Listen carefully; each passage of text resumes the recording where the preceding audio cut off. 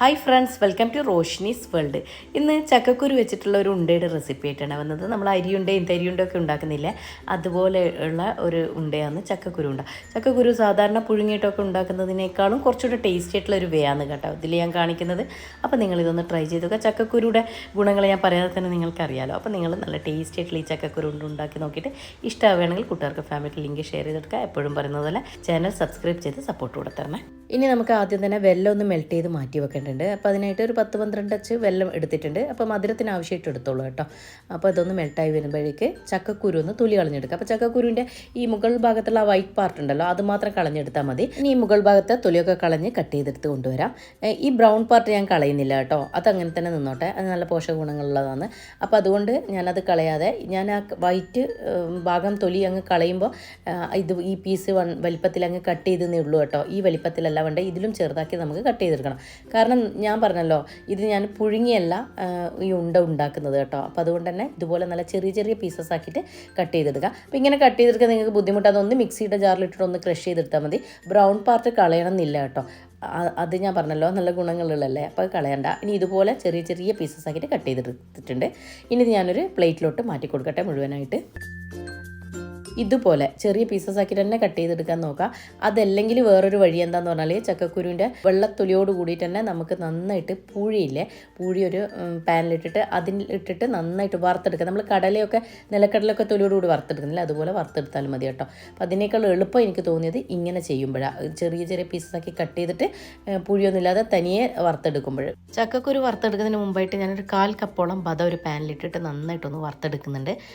ഈ ബദം ഓപ്ഷനിലാണ് കേട്ടോ, ബദവും കാഷ്നട്ടും ഓപ്ഷനിലാണ്. ഇതിന് പകരം നിങ്ങൾക്ക് വേണമെങ്കിൽ നിലക്കടല എടുക്കാം. നിലക്കടല വേണമെങ്കിലല്ല, നിർബന്ധമായിട്ട് എടുക്കണം കേട്ടോ, എന്നാലന്ന് ചക്കക്കുരുവിന് ടേസ്റ്റ് ഉണ്ടാവും. പിന്നെ അതിൻ്റെ കൂടെ തന്നെ ഞാനൊരു 1/4 കപ്പ് കാഷ്നട്ട് കൂടെ ചേർക്കുന്നുണ്ട്. എൻ്റെ കയ്യിൽ ഇത് രണ്ടും ഉള്ളത് കൊണ്ട് ഞാൻ ഇത് ചേർത്തതേ ഉള്ളൂ.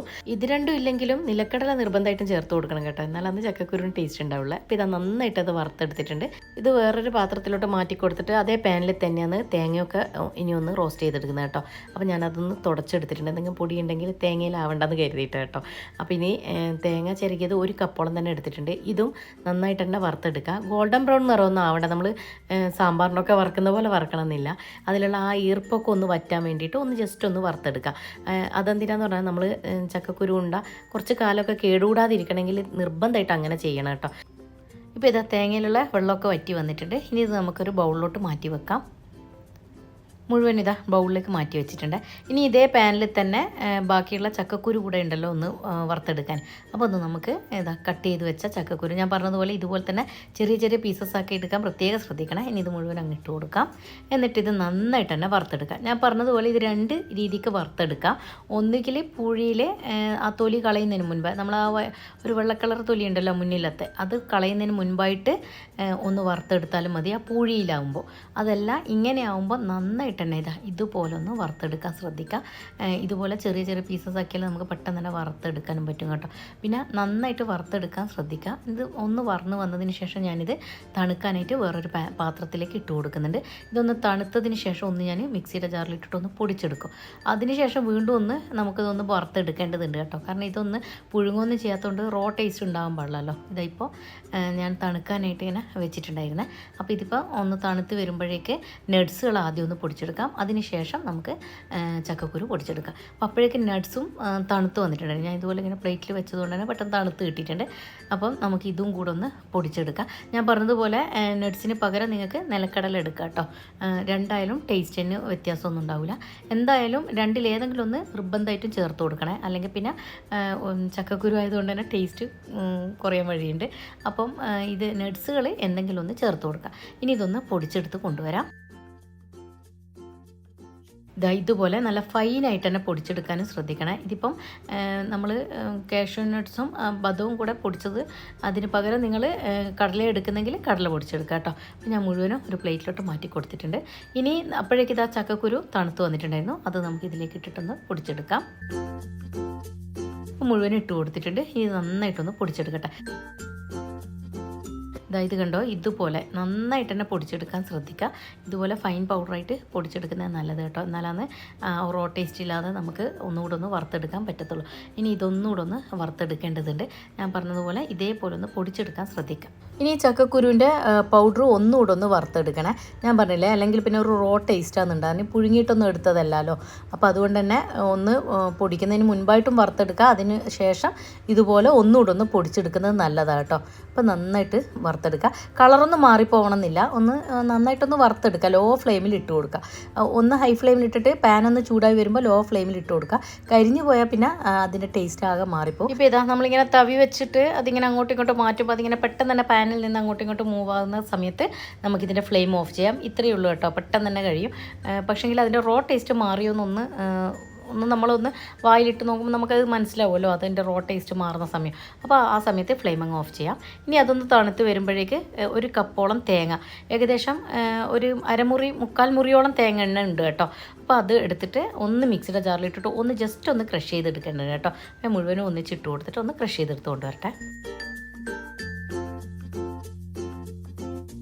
ഇതിപ്പം ഒന്ന് ജസ്റ്റ് ഒന്ന് ക്രഷ് ചെയ്തെടുത്തിട്ടേ ഉള്ളൂ കേട്ടോ. വല്ലാണ്ടങ്ങ് അതങ്ങ് അരഞ്ഞ പോലെ ഒന്നും ആവണ്ടില്ല, ജസ്റ്റ് ഒന്ന് ക്രഷ് ചെയ്തെടുത്താൽ മതി. ഇനിയിപ്പോൾ അപ്പോഴേക്ക് വറുത്ത് മാറ്റി വെച്ച ചക്കക്കുരുവിൻ്റെ പൗഡറില്ലേ, അത് നമുക്കൊരു ബൗളിലേക്ക് ഇട്ട് കൊടുക്കാം. കൂടെ തന്നെ നമ്മൾ പൊടിച്ച് വെച്ച നട്ട്സിൻ്റെ പൗഡർ ഇട്ട് കൊടുക്കാം. പിന്നെ ക്രഷ് ചെയ്തെടുത്ത തേങ്ങയും കൂടെ തന്നെ ഫ്ലേവറിന് വേണ്ടിയിട്ട് കുറച്ച് ഏലക്ക പൗഡറും ഒരു നുള്ളു ഉപ്പും കൂടെ മധുരം ഒന്ന് ബാലൻസ് ചെയ്യാൻ വേണ്ടിയിട്ട് ഇട്ട് കൊടുക്കുന്നത് കേട്ടോ. ഇപ്പോൾ മധുരം ചേർക്കുമല്ലോ, അപ്പോൾ ഒന്ന് ബാലൻസ് ചെയ്യാൻ വേണ്ടിയിട്ട് കേട്ടോ.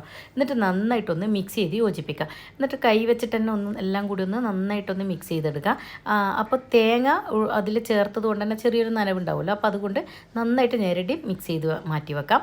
അതിന് ശേഷം നമുക്ക് മധുരത്തിന് ആവശ്യമായിട്ട് വെള്ളം മെൽറ്റ് ചെയ്തിട്ടുണ്ടായിരുന്നല്ലോ, അത് നമുക്ക് ഇതിലേക്ക് അങ്ങ് ഒഴിച്ചു കൊടുത്തിട്ട് എത്രയാണെന്ന് നിങ്ങൾക്ക് മധുരം ആവശ്യം അതിനനുസരിച്ചിട്ട് ഒഴിച്ചു കൊടുക്കാം. മുഴുവൻ ഒന്നിച്ച് ഒഴിക്കാതെ കുറേശ്ശെ ഒഴിച്ചിട്ട് അതിങ്ങനെ മിക്സ് ചെയ്തെടുക്കുന്നത് നല്ലത് കേട്ടോ.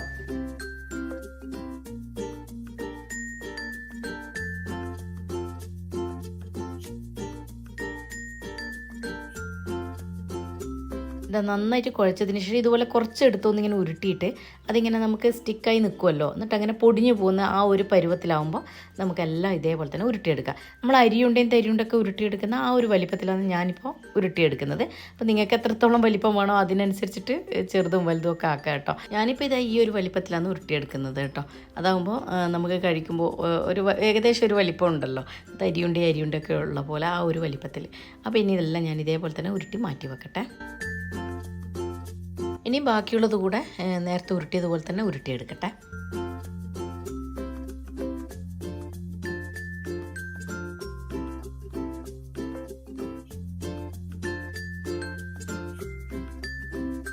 മുഴുവൻ ഉരുട്ടിയെടുത്തിട്ടുണ്ട്. ഇത് നല്ലൊരു എയർ ടൈറ്റ് ബോക്സിലാക്കി വെച്ചാൽ കുറേ നാൾ കേടുകൂടാതിരിക്കും കേട്ടോ. അപ്പോൾ നിങ്ങളിത് ആദ്യമായിട്ടാണ് എൻ്റെ ചാനൽ കാണുന്നതെങ്കിൽ ലൈക്ക് ചെയ്യാനും സബ്സ്ക്രൈബ് ചെയ്ത് സപ്പോർട്ട് കൂടെ തരണം. അപ്പോൾ പുതിയ വീഡിയോയിൽ കാണുമ്പോഴേക്കും താങ്ക്